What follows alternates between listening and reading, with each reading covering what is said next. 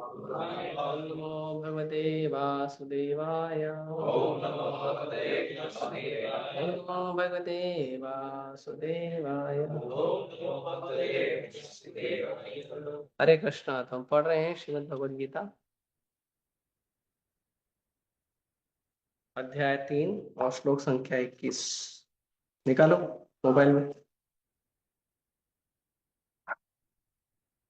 अध्याय 3। हाँ, अध्याय 3 श्लोक संख्या 21।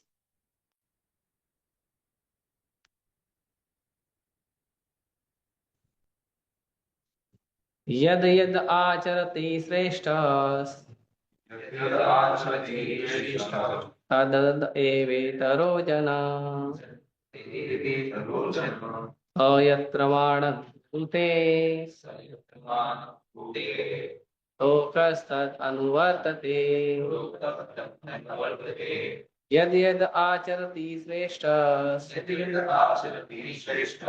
तद तद एवेतरो जनः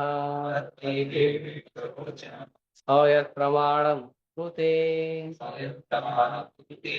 लोकस्तद् अनुवर्तते। यद यद आचरति श्रेष्ठ तद तद एवेतरो जनः अयत् प्रमाणं कुरुते लोकस्तद् अनुवर्तते। अनुवाद व तात्पर्य। यद यद जो जो आचरति करता है श्रेष्ठ आदरणीय नेता तत्त वही तत्त तथा केवल वही एवं निश्चय ही इतरः सामान्य जनः व्यक्ति सह वह यत् जो कुछ स्वाणम उदाहरण आदर्श आदर्श कुरुते करता है लोकः सारा संसार तत् उसके अनुवर्तते पथ चिन्हों का अनुसरण करता है। महापुरुष जो जो आचरण करता है सामान्य व्यक्ति उसी का अनुसरण करते हैं। वह अपने अनुसरणीय कार्यों से जो आदर्श प्रस्तुत करता है संपूर्ण विश्व उसका अनुसरण करता है। तात्पर्य। सामान्य लोगों को सदैव एक ऐसे नेता की आवश्यकता होती है जो व्यावहारिक आचरण द्वारा जनता को शिक्षा दे सके। यदि नेता स्वयं धूम्रपान करता है तो वह जनता को धूम्रपान बंद करने की शिक्षा नहीं दे सकता। चैतन्य महाप्रभु ने कहा है कि शिक्षा देने के पूर्व शिक्षक को ठीक ठीक आचरण करना चाहिए। जो इस प्रकार शिक्षा देता है वह आचार्य या आदर्श शिक्षक कहलाता है। अतः शिक्षक को चाहिए कि सामान्य जन को शिक्षा देने के लिए स्वयं शास्त्रीय सिद्धांतों का पालन करे। कोई भी शिक्षक प्राचीन प्रामाणिक ग्रंथों के नियमों के विपरीत कोई नियम नहीं बना सकता। मनु संहिता जैसे प्रामाणिक ग्रंथ मानव समाज के लिए अनुसरणीय आदर्श ग्रंथ हैं। अतः नेता का उपदेश ऐसे आदर्श शास्त्रों के नियमों पर आधारित होना चाहिए। जो व्यक्ति अपनी उन्नति चाहता है उसे महान शिक्षकों द्वारा अभ्यास किए जाने वाले आदर्श नियमों का पालन करना चाहिए। श्रीमद् भागवत भी इसकी पुष्टि करता है कि मनुष्य को महान भक्तों के पद चिन्हों का अनुसरण करना चाहिए। आध्यात्मिक बोध के पथ में प्रगति का यही साधन है। चाहे राजा हो या राज्य का प्रशासन अधिकारी, चाहे पिता हो या शिक्षक, ये सब अबोध जनता के स्वाभाविक नेता माने जाते हैं। इन्हें सबका अपने आश्रितों के प्रति महान उत्तरदायित्व रहता है। अतः इन्हें नैतिक तथा आध्यात्मिक संहिता संबंधी आदर्श ग्रंथों से सुपरिचित होना चाहिए। ओम अज्ञानतिमिरन्धस्य ज्ञानाञ्जनशलाकया चक्षुरुन्मिलितं येन तस्मै श्रीगुरुवे नमः।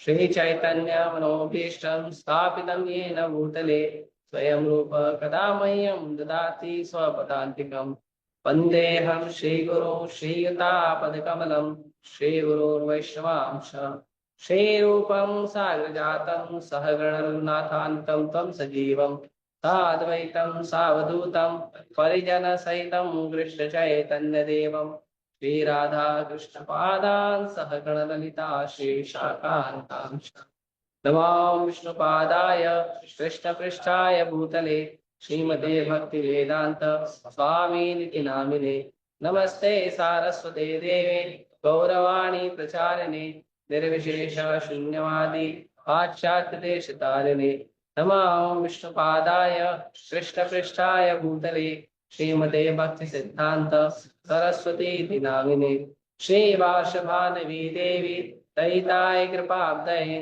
कृष्ण संबंध विज्ञान दायिने प्रभुवे नमः माधुर्योज्वल प्रेमाढ्य श्री रूपानुग भक्तिदा श्री गौर करुणा शक्ति विग्रहाय नमोस्तुते नमस्ते गौरवाणी श्री मूर्तये दीनकारिणे रूपानुग विरुद्धा प्रसिद्धा दुर्गांत हारिणे नमो गौर किशोराय साक्षात् वैराग्य मूर्तये क्षिप्रनम्बर सांबोधे पादाम्बुजाय ते नमः नमो भक्ति विनोदाय सच्चिदानंद नामिने गौर शक्ति स्वरूपाय रूपानुगवराय ते गौराविर्भाव भूमे स्वं निर्दिष्टा सज्जन प्रिय वैष्णव सार्वभौम श्री जगन्नाथाय ते नमः वाञ्छाकल्पतरुभ्यश्च कृपा सिन्धुभ्य एव च पतितानां पावनेभ्यो वैष्णवेभ्यो नमो नमः नमो महावतन्याय कृष्ण प्रेम प्रदायते कृष्णाय कृष्ण चैतन्य नामने गौरचे नमः हे कृष्ण करुणा सिंधु दीनबंधु जगतपते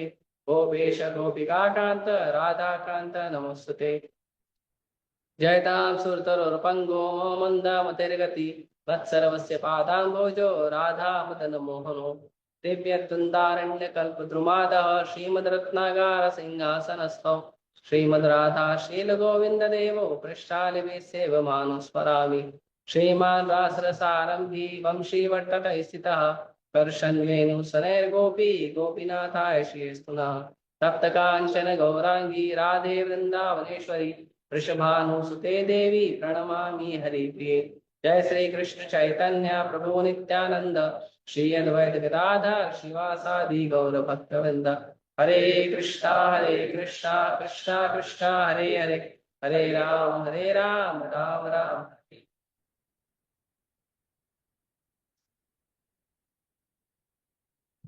हरे कृष्ण। थोड़ा ऐसे बिखर जाओ ताकि सबका चेहरा दिखे, कोई बीच में सो गया तो पता नहीं चलेगा। थोड़ा ऐसे आगे आ जाओ, आगे आ जाओ। मेरे हाथ में डंडा नहीं है, टेंशन मत, आगे जाओ, आगे आ जाओ बस।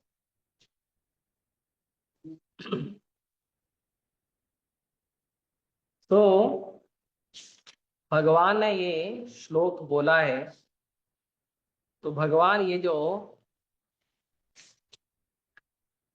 तीसरा अध्याय है, ये तीसरे अध्याय में भगवान ये श्लोक के पहले भगवान कई बार बोल रहे हैं। ये श्लोक के पहले भगवान कई बार बोल रहे हैं कि ये अध्याय का नाम है कर्मयोग। कर्मयोग, कर्मयोग का मतलब होता है ऐसा कर्म करना जिससे आप भगवान से जुड़ो। कर्मयोग का मतलब ये नहीं होता कि कोई भी कर्म करना, कैसा भी कर्म करना। कर्मयोग मतलब जो कर्म आपको भगवान से जोड़ता है उसको कर्मयोग कहते हैं। आप जो कर्म कर रहे, आप कोई भी कर्म कर रहे हो अपने मन से, उसको कर्म नहीं कहते। हाथ पैर डुलाना, खाना पीना, उठना बैठना, नाचना गाना, उसको कर्म नहीं बोलते। कर्म किसको बोलते हैं? तो कर्म के तीन प्रकार होते हैं। एक होता है सकर्म, एक होता है विकर्म, एक होता है अकर्म। कौन कौन सा है? सकर्म, विकर्म, अकर्म। तो ये तीन प्रकार के कर्म होते हैं। ये तीन प्रकार के कर्म में सकर्म मतलब भगवान के जो बनाए हुए नियम है, जो शास्त्र के नियम है, उसको पालन करना, लेकिन कर्म अपने लिए करना। लेकिन कर्म अपने लिए करना। शास्त्रों का सारा नियम फॉलो करना, लेकिन कर्म अपने लिए करना। जैसे यज्ञ दिया, दान दिया, सब दिया, लेकिन किस लिए दिया? मेरे को अच्छा लगा इसके लिए दिया, मेरा नाम होना चाहिए इसके लिए दिया, है ना, मेरे घर में धन आना चाहिए, सुविधा आना चाहिए, फैसिलिटी आना चाहिए, इसके लिए मैंने किया। राइट? तो वो जो है वो सकर्म है कि आपने भगवान का तो नियम पालन किया है, शास्त्रों का तो नियम पालन किया है, लेकिन अपने लिए किया। बहुत थोड़ा थोड़ा डिफरेंस है, ध्यान देना। विकर्म का मतलब होता है कि आपने शास्त्रों का नियम ही पालन नहीं किया, कर्म तो खुद के लिए ही किया, लेकिन शास्त्रों का नियम पालन नहीं किया, अपने मनमाने ढंग से काम किया, तो वो होता है विकर्म। सकर्म का पुण्य मिलता है, पुण्य मिलता है, पुण्य से सदगति होती है, स्वर्ग लोगों की प्राप्ति होती है, उससे पुण्य। जो सकर्म होता है उससे विकर्म से पाप होता है, पाप होता है, पाप का दंड मिलता है, और विकर्म से व्यक्ति नरक जाता है या अधोलोक जाता है, अगले जीवन में पशु बनता है, वो विकर्म है। विकर्म मतलब भगवान से नियम का पालन नहीं किया, अपने मर्जी से कर। और अकर्म का मतलब होता है भगवान का नियम पालन किया और भगवान के लिए कर्म किया, भगवान का नियम पालन किया और भगवान के लिए कर्म किया, अपने लिए कुछ किया ही नहीं, और उसको पूरा भरोसा है कि भगवान मेरा पालन करेंगे, उसको बोलते हैं अकर्म। जो सकर्म होता है उससे पुण्य मिलता है, जो विकर्म होता है उससे पाप मिलता है, और जो अकर्म होता है उससे ना पुण्य मिलता है और ना ही पाप मिलता है। और तो और आपका जो पिछला अकाउंट है ना पाप और पुण्य का, वो भी साफ हो जाता है। मतलब अब आप मुक्त हो जाते हो संसार के बंधनों से और भगवान के धाम चले गए। तो जो अकर्म है उसको कहते हैं कर्म योग, मतलब कर्म करना लेकिन कृष्ण के लिए। जैसे आपको भूख लगी है तो आप सब्जी लाओगे, अनाज लाओगे, दूध लाओगे, मसाला लाओगे, और क्या करोगे? कुकिंग करोगे। लेकिन कुकिंग किसके लिए करोगे? भगवान के लिए। फिर भगवान को भोग लगाओगे, फिर भगवान को भोग लगा हुआ प्रसाद खाओगे। समझे? तो उसको बोलते हैं अकर्म। मतलब आपने जो कार्य किया उससे आपको तो फायदा होएगा ही, आपने भगवान को किया तो आपको फायदा होगा, लेकिन आपका चेतना है कि पहले मैं भगवान के लिए करूँ। जैसे कपड़े पहनना है, तो वैदिक नियम में जो कपड़े दिए गए हैं वो पहनना। अपने मर्जी से कुछ भी फैशन में चल रहा है, इधर से फटा हुआ है, उधर से टूटा हुआ है ना, वो कपड़े नहीं पहनने, अपने मर्जी से नहीं पहनने, जो वैदिक नियम में बताए हैं वो कपड़े पहने, है ना। प्रसाद पाना है, वो खाना खाने की जगह प्रसाद पाना। तो जो कार्य हम भगवान की सेवा के लिए करते हैं वो अकर्म होता है।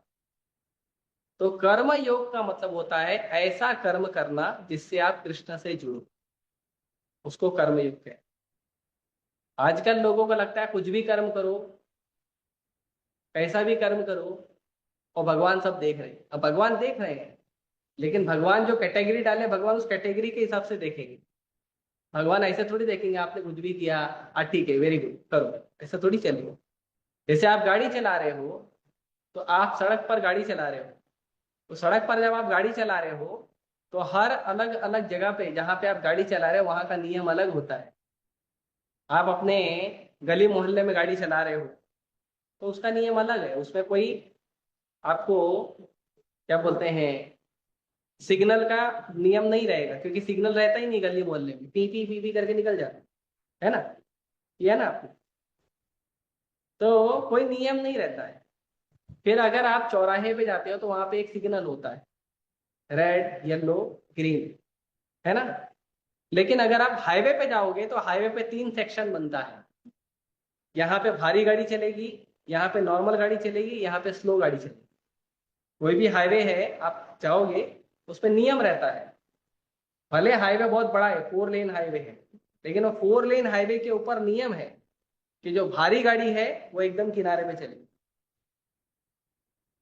जो जिसको रेगुलर स्पीड में जाना है वो बीच में चलेगी। और जिसको एकदम स्लो स्पीड में जाना है वो साइड में चलेगा। ये नियम होता है। अब आप बोलोगे मेरी गाड़ी मेरी मर्जी, नहीं चलेगा। फिर आपको मामा बुलाएगा साइड में, साइड लाओ साइड लाओ साइड लाओ, है ना। Yes. तो वैसे ही शरीर भगवान ने दिया है, ये संसार भगवान ने बनाया है, और कर्म का नियम भी भगवान ने बनाया है। आपको कर्म कैसे करना है, कौन सा करना है, ये आपको, जैसे संसार से कर्म डिसाइड, संसार में गाड़ी चलाना या बाकी काम करना सरकार के नियम से होता है, वैसे ही जो हम कर्म करते हैं ये भगवान के नियम से होना चाहिए।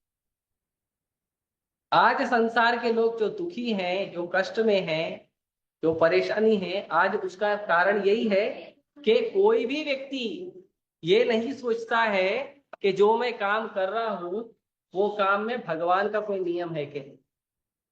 बिल्कुल नहीं सोचते हैं, और सारा काम अपने मन से करते हैं। पाप कर रहे हैं कि पुण्य कर रहे हैं उनको कुछ नहीं पता, कोई पाप पुण्य का नियम ध्यान नहीं रखते, सब कार्य अपने मन से करते हैं। मुझे लगता है ये धंधे में प्रॉफिट है, शुरू। मुझे लगता है ये काम करना चाहिए, शुरू। आपके आपके अनुसार जो भी वस्तु होती है, कार्य होता है, उसका मतलब नहीं वो सही है। या 10 गलत लोग मिलके कोई काम करते हैं उसका भी मतलब नहीं कि वो सही है। या पूरा देश मिलके कोई काम कर रहा है लेकिन भगवान का नियम पालन नहीं कर रहा है, उसका मतलब नहीं है कि वो सही है। क्योंकि जो वस्तु सही होती है वो सही होती है। अभी उदाहरण दे, जैसे शक्कर है। शक्कर मीठा होता है कि नमकीन होता है कि खट्टा होता है? मीठा होता है। आपने टेस्ट किया कभी? मीठा होता है, शक्कर मीठा होता है। अगर पूरे इंडिया के लोग मिलके बोले कि शक्कर नमकीन होता है तो आप मानोगे? क्यों? क्योंकि सच सच होता है। जो सत्य होता है वो सत्य होता है। सत्य दुनिया के बोलने से बदल नहीं जाता है। किसी के बोलने से सत्य बदल नहीं जाता। अभी जैसे ये कुर्सी है, कोई बोलेगा नहीं ये बेड है, खटिया है, तो आप मानोगे? 10 आदमी बोलेंगे तो मानोगे, 100 आदमी बोलोगे तो मानोगे, 140 करोड़ भारत की जनता बोलेगी तो मानोगे नहीं। क्यों? क्योंकि जो वस्तु है उसी को वही माना जाता है। सच को सच स्वीकार करना सीखना चाहिए। इसीलिए जब लोग कहते हैं कि आजकल तो भगवान को कोई नहीं मानता, तो इसका मतलब भगवान गायब हो गए, डर के भाग गए, मर गए? नहीं, भगवान है। भगवान का भक्त जानता है। कोई कहेगा आजकल भगवान का कोई नियम पालन नहीं करता है, इसका मतलब भगवान ने नियम बंद कर दिया, चोपड़ा बंद कर दिया। मुरली बजा रहे चोपड़ा बंद करके, हाँ, ऐसे किया भगवान ने? यमराज जी को बोला अभी आप छुट्टी पे जाओ, कोई नियम पालन ही नहीं कर रहा तो फिर क्या जरूरत, आप जाओ छुट्टी पे, बंदे मस्त एकदम मस्ती करो, है ना। चित्रगुप्त को बोले तुम तो एक्स्ट्रा छुट्टी ले लो, बेचारा बहुत लिखता है, लिख लिख के हाथ थक गया होगा, राइट, है ना। तो उनको ऐसा बोलते हैं क्या? नहीं। तो पूरा दुनिया भी अगर खिलाफ हो जाए तो भी सत्य हमेशा सत्य ही रहता है। सत्य, मेजॉरिटी के लोग अगर सच को झूठ बोलते हैं उसका मतलब नहीं कि सच झूठ हो जाता है। जैसे लोग आजकल बोलते हैं अरे आजकल कौन ये सब धर्म विरम पालन करता है, गीता कौन पढ़ता है आज? उसका मतलब नहीं कि गीता का ज्ञान खराब हो गया या गीता की शक्ति खत्म हो गई। कोई पालन नहीं कर रहा तो गीता की शक्ति खत्म हो गई, ऐसा नहीं है।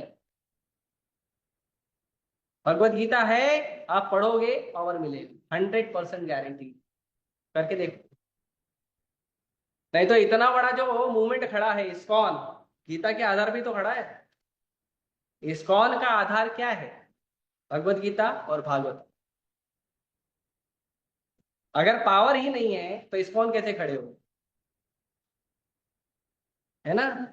तो कोई कितने भी लोग हैं, कोई अगर सत्य को माने या ना माने, कोई अगर धर्म को माने या ना माने, कोई अगर भक्ति को माने या ना माने, लेकिन फिर भी सत्य, धर्म, भक्ति, उसका पोजीशन हमेशा फिक्स होता है। उसका पोजीशन कभी हिलता नहीं है, कभी खराब नहीं होता है, कभी पतन नहीं होता है। जैसे प्रहलाद महाराज, आपने मूवी देखा, नरसिम्हा मूवी देखा? नहीं देखा? देखना है, कब देखोगे? कल? ठीक है। आपने देखा? आपने देखा? नहीं देखा, फिर क्या फायदा? प्रहलाद महाराज को जानते हैं? आप जानते हो प्रहलाद महाराज को? नहीं जानते? नरसिम्हा देव को जानते हो? शेर के चेहरे वाले, हाफ लायन हाफ मैन, जानते हो? जानते हो नरसिम्हा देव एक भगवान का एक रूप है। तो उनके एक भक्त है प्रहलाद। पूरा ब्रह्मांड में, इंसान तो छोड़ो, असुर तो पूरा फेवर में ही थे। इंसान भी, सारे इंसान भी हिरण्यकशिपु भगवान की जय बोलते, देवी देवता भी हिरण्यकशिपु भगवान की जय बोलते, और तो और नारद मुनि भी हिरण्यकशिपु भगवान की जय बोलते। लेकिन एक लड़का, एक छोटा सा लड़का, 5 साल का छोटा सा बच्चा बोला मैं झूठ नहीं बोलूंगा। बस उसने इतना ही बोला, मैं झूठ नहीं बोलूंगा। को इतना कष्ट दिया, इतना तकलीफ दिया, इतना कुछ हुआ। पूरी दुनिया बोली प्रहलाद तुम पागल हो। प्रहलाद की माँ बोली अरे छोड़ देना बाबा, जिद काहे के लिए, फालतू में तेरा पापा का टेम्पर हाई हो रहा है। हाँ, पूरी दुनिया समझा रही है। प्रहलाद महाराज बोले मैं झूठ नहीं बोलूंगा। भगवान कृष्ण है और मेरे पिताजी पिताजी है, कृष्ण नहीं। मेरे पिताजी को कृष्ण से पावर आया है, लेकिन पिताजी कृष्ण नहीं है। एक छोटा सा लगा, क्या हुआ फाइनल रिजल्ट? कौन जीता? पूरी दुनिया जीती कि प्रहलाद महाराज जीते? प्रहलाद। क्योंकि सत्य हमेशा विजयी होता है। सत्य हमेशा विजयी होता है। सत्य को लोग कुछ समय के लिए दबाने का प्रयास कर सकते हैं, लेकिन सत्य को कोई दबा नहीं सकता। तो जो व्यक्ति भगवान का भक्ति करता है, वही व्यक्ति समाज को लीड करने के लिए अधिकारी होता है। क्यों? क्योंकि जो व्यक्ति भगवान का भक्ति करता है उसके अंदर ही अच्छे गुण होते हैं। जैसे आप इस्कॉन के भक्त को देखो, इस्कॉन के जो भक्त हैं वो दारू नहीं पीते हैं, तंबाकू नहीं खाते हैं, गुटखा नहीं खाते हैं, ड्रग्स नहीं लेते हैं, चाय कॉफी भी नहीं पीते। चाय कॉफी भी नशा होता है, वो भी नहीं लेते।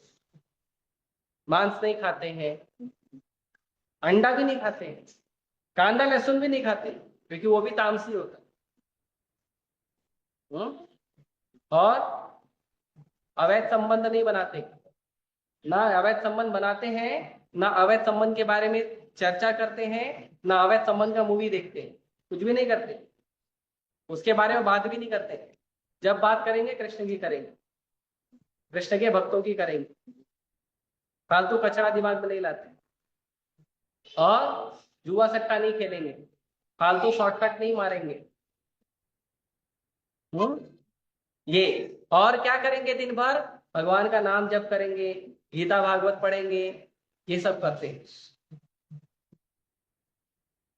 अभी ऐसा व्यक्ति लीडर बनना चाहिए कि जो मैच जीत गया है तो शैंपियन उड़ाएगा, वो लीडर बनना है। आप जब क्रिकेट देखा है, आप लोग सबने देखा है क्रिकेट, थोड़ा देखा है 5 मिनट के लिए? क्रिकेट का जो ग्राउंड होता है उसमें कम से कम 40,000 50,000 लोग बैठते हैं। 50,000 लोग आपके लिए आए हैं, आपको सम्मान देने के लिए आए हैं, आपके खेल को सम्मान देने के लिए आए हैं। और जब आप जीत जाते हो तो आप उनको रिटर्न सम्मान क्या देते हो? दारू का बॉटल उड़ा के। और लोग उसके फैन बनते हैं, फिर कोई ट्यूबलाइट बनता है, लोग उसको नेता समझते हैं।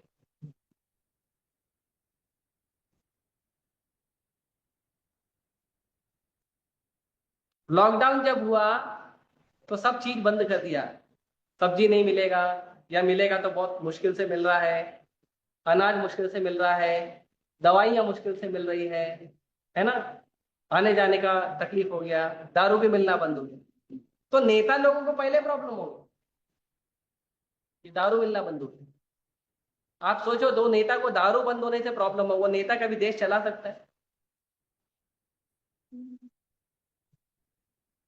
तो इसीलिए भगवान कहते हैं यद यद आचरति श्रेष्ठ। एक बार मैं कोटा कोटा में पुस्तक वितरण कर रहा था, 2018 की बात है। तो कोटा में बुक डिस्ट्रीब्यूशन कर रहा था। तो वहां पे एक सत्यार्थ नाम का एरिया है। तो जो सत्यार्थ नाम का एरिया है, वो सत्यार्थ नाम के एरिया में एक कोचिंग है, बड़ा कोचिंग।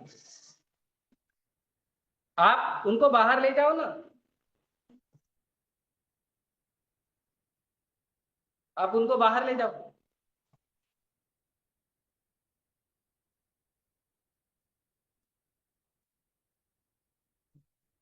तो वहां पे एक सत्यार्थ नाम का एरिया है।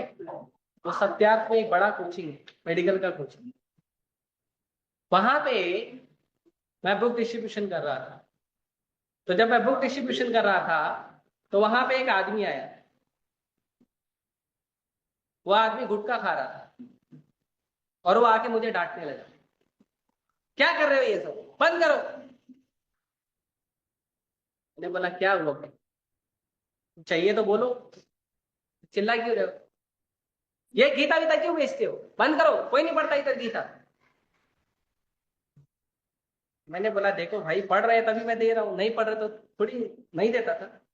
मैं लाया हूँ, लोग ले रहे हैं, डिमांड है, इसलिए दे रहा हूँ। अरे देना तो कुछ अच्छी चीज दो, ये क्या गीता बीता देते रहते हो, अच्छी चीज दो। तो मैंने उसको पूछा अच्छा आप क्या खा रहे हो? बोला गुटखा। तो मैंने पूछा ये अच्छा है क्या? हाँ अच्छा है, गुटखा अच्छा है, गुटखा मैं खाता हूँ, अच्छा है, बहुत सारा खाता हूँ दिन में। मैं बोला आप खा रहे हो इसलिए अच्छा है या गुटखा सच में अच्छा है? बोलता है नहीं गुटखा अच्छा है। फिर मैंने पूछा आपका विवाह हो गया, आपका बच्चा बच्चा है? बोला है। ये कितने साल का है? 5 साल। तो मैंने उसको पूछा जब गुटखा अच्छा चीज है तो आप भी खाते हो, उसको भी थोड़ा खिलाते रहोगे कॉम्प्लेन में डाल के, दूध में कॉम्प्लेन की जगह थोड़ा गुटखा एक पैकेट निकाल के डाल के खिलाते हो क्या नहीं? अरे ऐसे कैसे बात कर रहे हो आप? मैं बोला देखो, चावल अच्छा है आप भी खाते हो, बच्चे को भी खिलाते हो, सब्जी अच्छा है आप भी खाते हो, बच्चे को खिलाते हो, रोटी अच्छा है आप भी खाते हो, बच्चे को खिलाते हो, चॉकलेट अच्छा है आप भी खाते हो, बच्चे को खिलाते हो, राइट? तो जो अच्छा चीज है आप भी खाओ, बच्चे को भी खिलाओ। अगर गुटखा अच्छा है तो बच्चे को खिलाओ ना। वो कोई छोटा सा बच्चा है, वो कुछ खा नहीं सकता है, उसको एक सुपारी बढ़िया पीस के पिला दो, खाएगा? खिलाओगे? क्यों? क्यों नहीं खिलाओगे?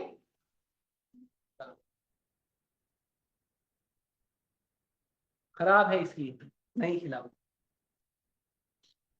तो आप सोचो, जो नेता लोग, जो एक्टर डायरेक्टर लोग गुटखा का ऐड करते हैं वो कितने अच्छे हैं।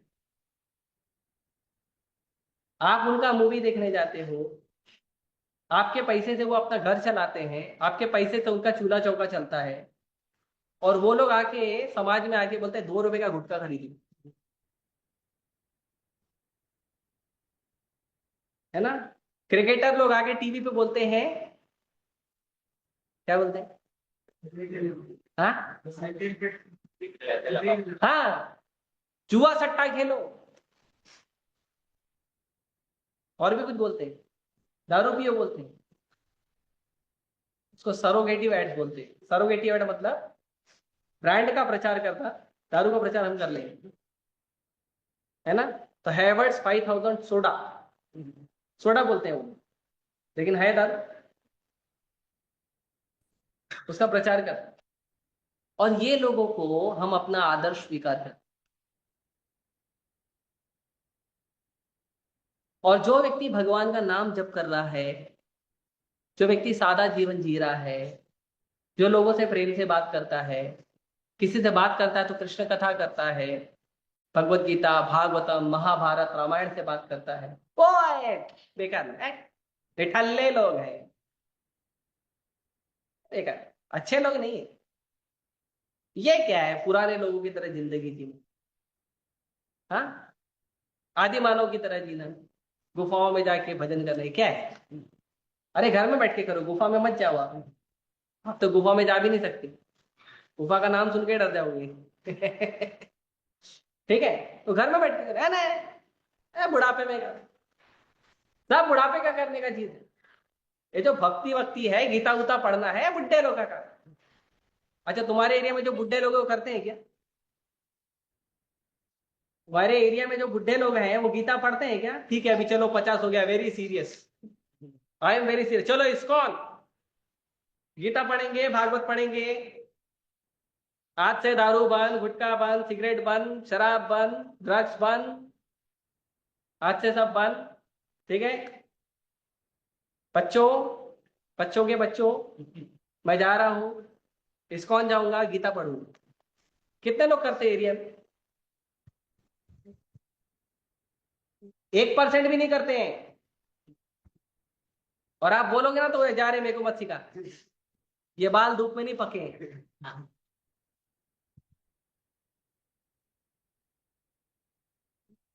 हाँ? ये पहला क्वेश्चन। दूसरा क्वेश्चन, 50 साल तक आप जिंदा रहोगे क्या? जिंदा रहोगे? कोई दुनिया का एक आदमी गारंटी दे दे कि आने वाले 5 दिन तक मैं जिंदा रहूंगा, गारंटी है मेरी? कोई एक, लाखों की भीड़ हो और आप एक आदमी को बोलो, हाथ उठा के बोलो, आने वाले 5 दिन तक मैं जिंदा रहूंगा, या आने वाले 5 घंटे तक मैं जिंदा रहूंगा, कोई है? अब बात करते बुढ़ापे में। अभी तुमको आदत नहीं है अच्छे काम करने की, अभी तुमको आदत नहीं है आदर्श जीवन जीने की, अभी तुमको आदत नहीं है खराब जीवन छोड़ने की, बाद में कैसे होगी? अभी तो तुम्हारे पास शक्ति है, जवानी है, अभी तुम्हारे पास इतना शक्ति है, तुम जवान हो, बहुत सारे कार्य कर सकते हो, अभी तुमको आदत नहीं है, अभी तुम उसका आदत नहीं डाल रहे हो, और तुम सोचते हो जब तुम बुढ़ा हो जाएगा, हाँ, जब तुम्हारे पास तीसरा पैर भी आ जाएगा, ऐसा हिलने वाला, है ना, मुंह में दांत नहीं रहेगा, और रहेगा तो वो प्लास्टिक का, पेट में आंत नहीं रहेगी, है ना, लिक्विड खाना पड़ेगा, और वो समय पे आप सोचते हो हम भक्ति की। दुनिया का सारा पापमय काम आपको जवानी में करना है। दुनिया का सारा पाप कब करना है? जब जवान है। और जो भक्ति का काम है, मनुष्य जीवन का जो सर्वोत्तम लक्ष्य है, वो बुढ़ापे में। अमेजिंग, हाँ, वो बुढ़ापे में। सारा खराब खाना जवानी में खाएंगे, सारा जंक फूड, 20-20 बार, 25-25 बार ऑयल में निकाला हो, वो कब खाएंगे? जवानी में, जब पेट अच्छा है, तब सारा कचरा उसमें डालेंगे, और फिर पेट खराब हो जाएगा तो फिर खिचड़ी खाएंगे। पहले ही खिचड़ी खाओ भाई, पहले ही सिंपल खाना खाओ, दाल राइस सब्जी रोटी अचार पापड़ पहले ही खाओ। नहीं, पहले पूरा कचरा खाएंगे, मांस खाएंगे, मदिरा खाएंगे, सड़ा गला खाना खाएंगे,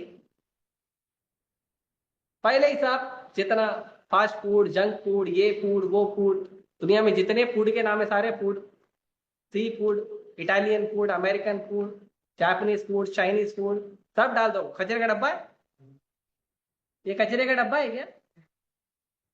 अच्छा, कोई भी टाइम पे डालेंगे, किसी ने कभी दे दिया तो लेके तुरंत डाल देते हैं। ये सारी बुद्धि हमें नहीं है, हमें खाने का टाइम नहीं है, हमें सोने का टाइम नहीं है,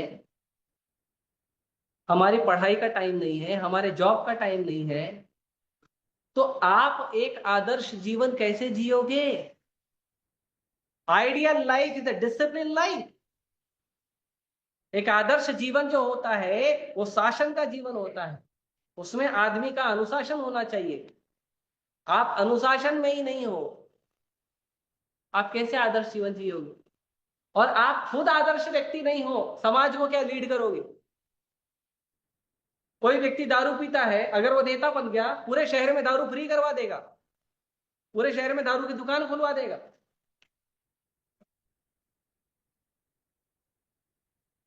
कोई व्यक्ति मांस खाता है, अगर वो नेता बनेगा तो पूरे शहर में मांस की दुकान खुलवाएगा। और कोई साधु है, अच्छा व्यक्ति है, सद्गुणी व्यक्ति है, सदाचारी व्यक्ति है, वो क्या करेगा? पूरे समाज में भगवान की भक्ति का सिस्टम डालेगा, भगवान की भक्ति का व्यवस्था करेगा। क्यों इतने सारे बड़े बड़े नेता हैं पूरे दुनिया में, अलग अलग बहुत सारे नेता हैं। कोई बोलता है हमको ये देश पसंद है, कोई बोलता है ये देश पसंद है, लेकिन जब भी बात होती है कि भारत में राज किसका होगा तो बोलते हैं राम का राज। क्यों? क्यों राम का राज चाहिए? राम का राज क्यों चाहिए? क्यों राम का राज चाहिए? या राम के भक्त का राज क्यों चाहिए? पहले तो आप राम का भक्त बनने का भाव रखो ना। राम का राज होना चाहिए, लेकिन हमको राम नहीं चाहिए। फिर राम का राज कैसे होगा? बिना राम के राम का राज आ जाएगा। इसलिए जो नेता होना चाहिए, जो लीडर होना चाहिए, उसके अंदर अच्छे गुण होने चाहिए। सत्य, क्षमा, दम, तप, शौच, शांति, मार्जव, अविमच, ज्ञानम, विज्ञानम, आस्तिक्यम, ये सब उसके अंदर अच्छे गुण होने चाहिए। सच बोलने वाला होना चाहिए, क्लीन रहने वाला होना चाहिए, सिंपल लाइफ, लाइफ सिंपल होना चाहिए व्यक्ति। अपना खाना, अपना सोना, अपना बात करना सही, एकदम सिंपल, लोगों को अच्छा लगना चाहिए। नहीं, हम मूवी में जाएंगे, डायलॉग सीखेंगे और एरिया में अगर डायलॉग बोलेंगे। जिस व्यक्ति ने मूवी में डायलॉग लिखा उसका आपने कैरेक्टर चेक किया? जिस व्यक्ति ने मूवी में डायलॉग बोला उसका आपने कैरेक्टर चेक किया? क्या आपको वैसा कैरेक्टर चाहिए? चाहिए? एक बार जो मैंने कमिटमेंट कर दी, अपने आप की भी नहीं सुनी, अरे उसको शादी नहीं हुआ, 50 साल हो गए। तुम भी चाहते हो ऐसा? कमिटमेंट करो, फिर शादी नहीं आएगा तुम्हारी।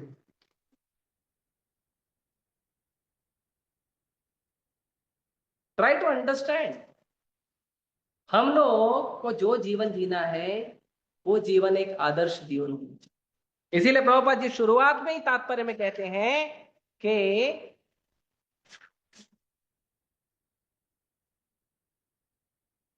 जो व्यावहारिक आचरण द्वारा, यदि नेता स्वयं धूम्रपान करता है तो वो जनता को धूम्रपान बंद करने की शिक्षा नहीं दे। आप खुद दारू पी रहे हो, आप खुद सिगरेट पी रहे हो, तो आप लोगों को नहीं बोल सकते दारू पीना गलत है। अगर सच में गलत है तो फैक्ट्री बंद कर दो ना।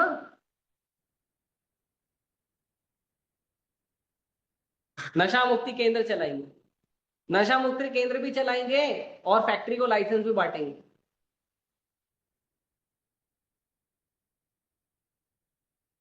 चलेगा? परीक्षित महाराज, महाराज युधिष्ठिर के पोते, जब वो राजा बने तो कली पुरुष आया था उनके सामने। वो जा रहे थे ऐसे ही अपने एरिया में, अपने जो उनका राज है, राज्य में देखने जा रहे थे लोग कैसे रहते हैं। तो उन्होंने देखा कि एक व्यक्ति जो दिखने में तो बैड कैरेक्टर, खराब कैरेक्टर का इंसान था, शूद्र व्यक्ति था। शूद्र वो जात वाला नहीं है, नहीं तो फिर आप लोग कॉपी करके फिर प्रचार कर दो। शूद्र मतलब जिसका कैरेक्टर खराब है। जो शूद्र व्यक्ति था मतलब उसका कैरेक्टर खराब था, वो व्यक्ति क्या कर रहा था? राजा के कपड़ा पहना और क्या कर रहा था? गाय को मार रहा था और बैल को मार रहा था। अब भगवान का भक्त अगर गाय और बैल को मार खाते हुए देखेगा तो उसको अच्छा लगेगा? तो परीक्षित महाराज उधर उतर के बात नहीं कर रहे थे। उधर उतर के बात नहीं, गाय को क्यों मारे हो, मत मारो, अच्छी बात नहीं है, ऐसे नहीं, सीधा तलवार निकाल। आजकल तो डिबेट होता है, गाय को नहीं मारना चाहिए, अगर कोई बोल दिया, कोई नेता बोल दिया या कोई साधु बोल दिया, तो न्यूज चैनल में डिबेट होता है। फिर एक आदमी आके उसमें फायदा बताता है, इसमें प्रोटीन मिलता है, उसमें ये मिलता है। गाय को प्रोटीन कहाँ से मिलता है? घास से। तो तुम भी घास खाओ ना। गाय को प्रोटीन मिलता है घास से और तुमको मिलेगा मांस से, कौन सा लॉजिक है? किधर से लॉजिक आया?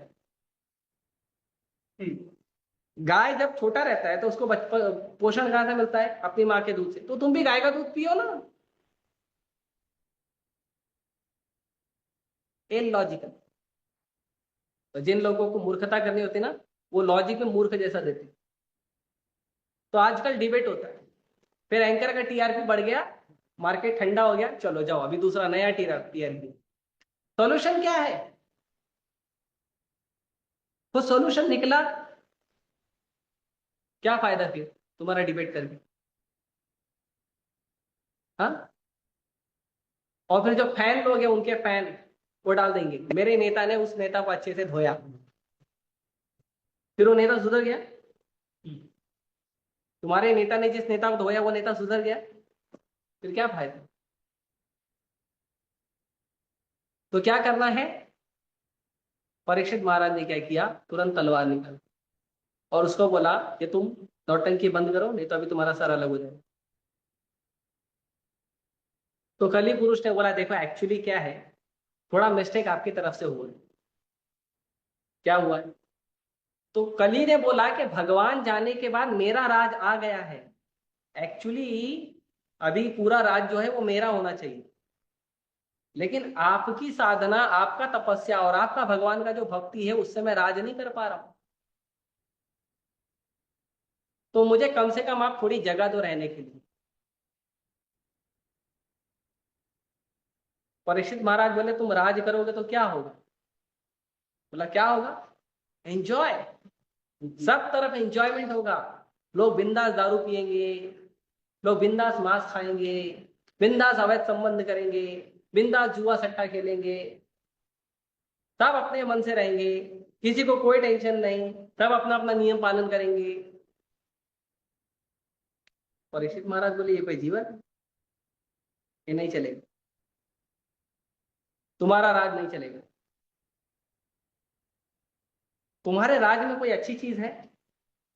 तो कली बोला, एक अच्छी चीज है। क्या है? कली बोला, मेरे राज में भगवान का खाली नाम जप करने से उसको परम गति मिल जाए। हरे कृष्णा कृष्णा कृष्णा हरे हरे, हरे राम राम राम। परीक्षित महाराज खुश हो गए, कुछ तो अच्छा है कलयुग, तब तो खराब है, कुछ तो अच्छा है। तो परीक्षित महाराज बोले, लेकिन तुम्हारा गड़बड़ ज्यादा है और अच्छा चीज कम है, तो इसके लिए तुम हमारे राज में तो रह नहीं सकते। कहाँ रहेंगे? तो बोले, मैं तुमको 4 जगह देता हूँ रहने के लिए, ये 4 जगह तुम रह सकते। तो कौन सा जगह है? पहला जगह कि आप जहां पे नशा होता है वहां पे रहना है। इसके लिए जो लोग नशा करते हैं वो एकदम कली के चेले हैं। दूसरा, जहां पे लोग मांस भक्षण करते हैं वहां पे रहना है। तीसरा, जहां पे लोग अवैध संबंध बनाते हैं वहां रहना है, गंदे रहते हैं लोग। और चौथा, जहां पे लोग जुआ सट्टा खेलते वहां रहना। ये 4 जगह तुम्हारी, ठीक है? फिर कली बोला, तुम्हारे राज में तो ये पॉसिबल नहीं है, तो एक और जगह दो, मेरे अंदर एक अच्छा गुण है ना, तो एक जगह और चाहिए। कहाँ रहना है? तो परीक्षित महाराज बोले, जहां पे जरूरत से ज्यादा कोई अपना धन जमा करके रखता है, बैंक बैलेंस जमा करके रखता है या सोना चांदी जमा करता है, वहां पे रहना। कोई भी व्यक्ति अगर इन 5 जगह पे ज्यादा ध्यान लगाता है, वो अपने आप कलयुग के वश में आ जाए, अपने आप वो कलयुग के वश में आ जाए। इसीलिए इस्कॉन में ये 4 नियम है। और भगवान का नाम जपता है। और जो भी आपके पास वस्तु है, धन है, संपत्ति है, उसको आप भगवान की सेवा में लगाओ और अपना जीवन आनंद में जिए, भगवान के नाम के साथ, शास्त्र के साथ, भक्तों के साथ, प्रसाद पाके आनंद का जीवन। आप जीवन आनंद का जीने आए हो या दुख का जीने आए हो? तो जब आनंद का जीवन जीना है तो पता तो करो आनंद कहाँ पे और दुख कहाँ पे है। पता करना पड़ेगा ना पहला। बिना पता किए चले गया तो, जैसे जो लोग वेजिटेरियन है वो किसी होटल में जाते हैं खाने के लिए, पता करते हैं ना पहले होटल वेजिटेरियन है कि नॉन वेजिटेरियन। ऑर्डर दे दिया और सामने अगर नॉन वेज आ गया, कैसा लगेगा उसको? खराब लगेगा ना, चेक करके जाता है ना। तो वैसे हमको पता करना पड़ेगा ना आनंद कहाँ पे, वहीं पे जाएंगे ना। तो आनंद है भगवान की भक्ति में। आनंदम बुद्धिवर्धनम प्रतिपदम पूर्ण अमृत स्वादनम। भगवान की भक्ति में 2 चीज मिलता है दबा के। क्या मिलता है? आनंद और बुद्धि। आनंदम बुद्धि मिलता नहीं है, वर्धनम बढ़ते रहता है। कैसा बढ़ता है? प्रतिपदम एवरी स्टेप, हर रोज। और कैसे बढ़ता है? पूर्ण अमृत स्वादनम, भगवान की भक्ति का, भगवान के प्रेम का, अमृत का स्वादनम। तो यदि हमें कोई आदर्श व्यक्ति बनना है, उसके अंदर आदर्श गुण होने चाहिए। सत्य, सत्य मतलब सच बोलने वाला। क्षमा, क्षमा मतलब शांत रहने वाला। दमा, दमा मतलब अपनी इंद्रियों का दमन करने वाला, कंट्रोल रखने वाला। आंख को कुछ चाहिए तो देने का नहीं है। आंख को कुछ चाहिए तो पहले चेक करो मेरे लिए सही है क्या गलत है। कान को कुछ सुनना है तो पहले चेक करो मेरे लिए सही है या गलत है। जीभ को कुछ चाहिए तो पहले चेक करो मेरे लिए सही है या गलत है। कुछ बहुत ऐसा थोड़ी है सब टेस्ट करना चाहिए। ठीक है, जहर भी टेस्ट करो। पोटेशियम साइनाइड किसी ने टेस्ट किया है? पूरे दुनिया में पोटेशियम साइनाइड का टेस्ट कड़वा है, मीठा है, खट्टा है, किसी को पता है? क्यों? वो जीभ पे रखते हरिबुल हो जाता है आदमी। कैसे टेस्ट करेगा? हाँ, नहीं कर सकते ना। तो हर चीज टेस्ट मत करो। इसीलिए सीखने के 3 प्रकार हैं। जो सबसे बुद्धिमान व्यक्ति होता है वो सुन के सीखता है। दारू गलत चीज है, ठीक है नहीं पीऊंगा। नशा गलत चीज है, नहीं करूंगा। सुनकर सीख जाता है। जो उससे कम बुद्धिमान होता है वो क्या करता है? वो दूसरे को देखता है, ये आदमी ने दारू किया, इसको कष्ट भोगना पड़ रहा। ये आदमी ने नशा किया, इसको कष्ट भोगना पड़ रहा। तो वो देखकर सीखता है। 3rd क्लास होता है करके सीखता है।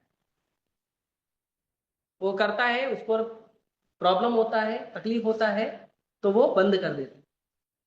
और जो यूजलेस क्लास होता है वो करता है, तकलीफ होता है, फिर आराम होता है, फिर करता है, फिर तकलीफ।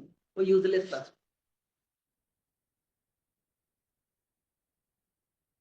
तो इसीलिए हमारी आंखों को क्या चाहिए, कान को क्या चाहिए, नाक को क्या चाहिए, जीभ को क्या चाहिए, हाथ को क्या चाहिए, पैर को क्या चाहिए। मनुष्य जीवन कैसे जीना चाहिए, कैसे सीखना है? शास्त्रोचित जीवन।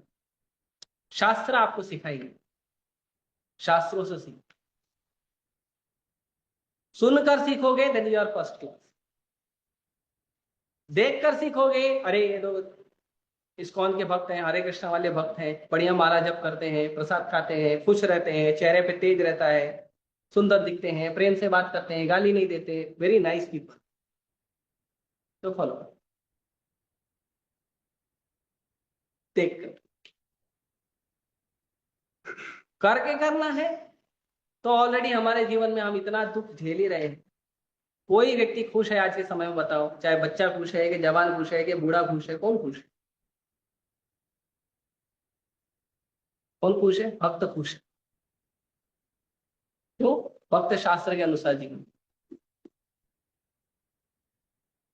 शास्त्र के अनुसार जीवन जीने से हमारे जीवन में खुशी कैसे आएगी? अरे आपको पता चल जाएगा कि आपके जीवन के लिए सही क्या है, गलत क्या है। अच्छा क्या है बुरा क्या है, शास्त्र से पता चलेगा, भक्तों से पता चलेगा।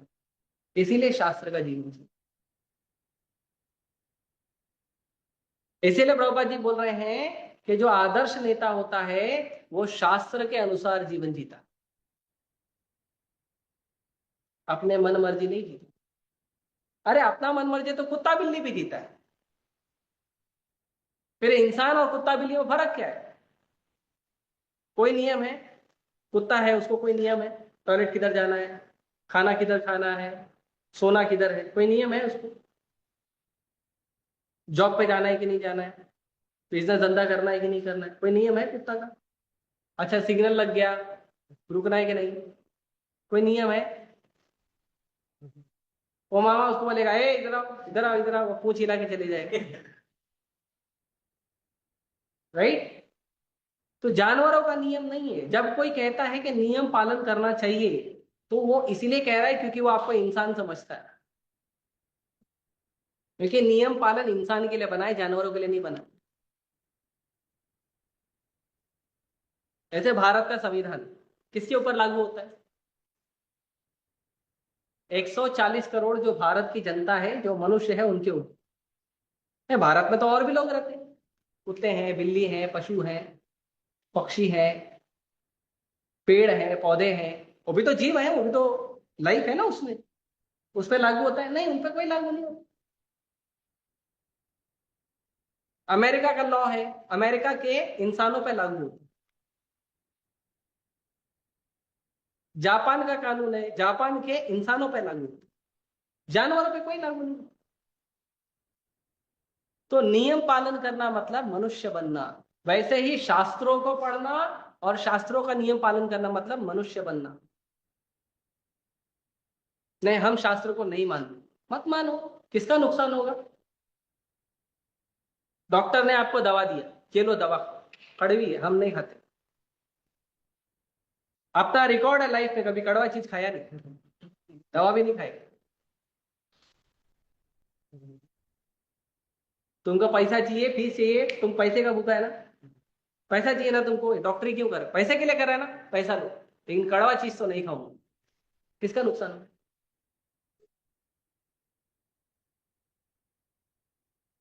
वैसे ही भगवान को चैलेंज करोगे, भक्तों को चैलेंज करोगे, शास्त्र को चैलेंज करोगे, हम नहीं करते, हम भक्ति नहीं करना चाहिए, हम शास्त्र नहीं पढ़ेंगे, हम ये नहीं, किसका नुकसान है? शास्त्र का। अरे जो पालन कर रहा है is getting pure very nice benefit, तो मत पालन करो, भोगो।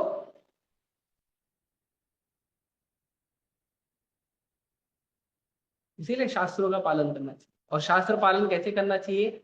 एक तो शास्त्रों को पढ़ना चाहिए, उन लोगों से जो लोग शास्त्रों को पढ़ते हैं उनके साथ बैठकर शास्त्रों को पढ़ना चाहिए। दूसरा, जो लोग शास्त्र के अनुसार जीवन जी रहे हैं उनका संग करना चाहिए। और तीसरा, शास्त्रों के अनुसार जीवन जीने का प्रयास करो, उसमें अगर आपको कुछ कठिनाई आती है, कुछ परेशानी आती है, तो भक्तों से पूछो।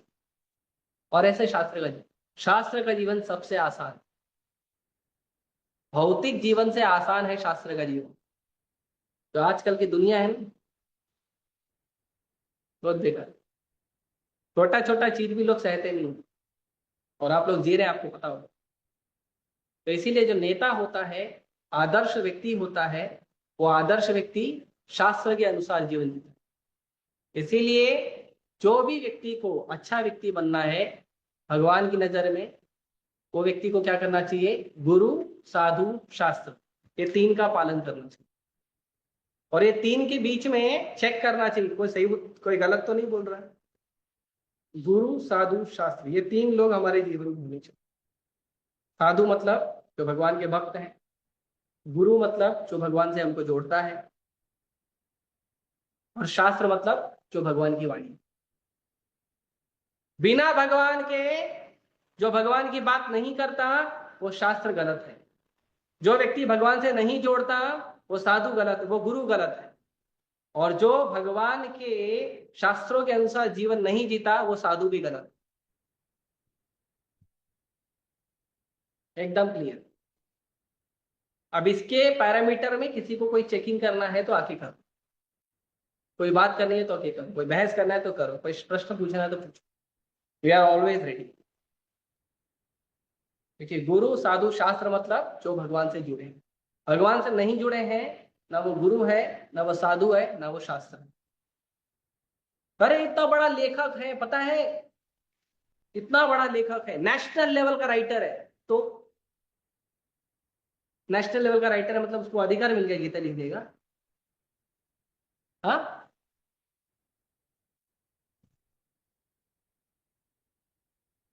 अधिकार कौन देता है? कृष्ण। व्यास देव जी को कृष्ण ने अधिकार दिया, तुम लिखो शास्त्र। व्यास देव जी ने मध्वाचार्य जी को दिया। और इस तरह से परंपरा में भक्ति सिद्धांत सरस्वती ठाकुर गोस्वामी महाराज ने प्रभुपाद जी को अधिकार दिया, भगवद गीता लिखो, शास्त्र लिखो। ऐसा ही नहीं कोई भी आदमी आया, सुबह सुबह उठा, मुंह धोया नहीं धोया, शास्त्र लिखने बैठ गए, नो। मेरे मन में कुछ है, रात में सपने में मेरे कृष्ण आए। अरे आपके सपने में कौन आया था मालूम? याद भी नहीं है आपको, और याद आएगा तो डर जाओगे, क्योंकि जीवन ही ऐसे लोगों के साथ जीते हो। तो इसीलिए हमें शास्त्र के अनुसार जीवन जीना चाहिए। आदर्श व्यक्ति, आदर्श नेता वही होता है जो शास्त्रोचित व्यवहार करता है। आपको नहीं पता है, नो प्रॉब्लम, हम तैयार हैं आपको सहयोग करने के लिए, सहायता करने, हम तैयार हैं। लेकिन जीवन शास्त्र, आप बोलोगे हम पूरा शास्त्र पालन नहीं कर पाएंगे, नो प्रॉब्लम, 5% करो, 10% करो, 15% करो, कुछ तो करोगे, कुछ तो करोगे, थोड़ा तो करोगे, 1% तो करोगे। दिन कब करोगे? जब भक्तों के साथ रहोगे। भक्तों से दूर रहोगे तो नहीं कर पाओगे। जो लोग दिन रात शास्त्रों का नियम तोड़ते हैं, ऐसे लोगों का संग करोगे तो शास्त्र नहीं पालन होगा, भगवान का भक्ति नहीं होगा। तो इसीलिए आदर्श व्यक्ति बनिए, और आदर्श व्यक्ति जो है वो अच्छा जीवन खुद भी जीता है, दूसरों को भी सहायता। ठीक है, मैं ये रोकता हूँ, किसी को कोई प्रश्न है तो पूछ सकते। हरे कृष्णा।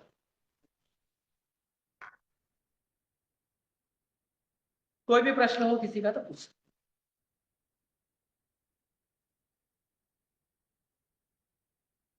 टेंशन मत लो, प्रश्न पूछने पेनल्टी नहीं लगेगी, आपका स्वीट कम नहीं करेगी। ऑनलाइन किसी का प्रश्न है?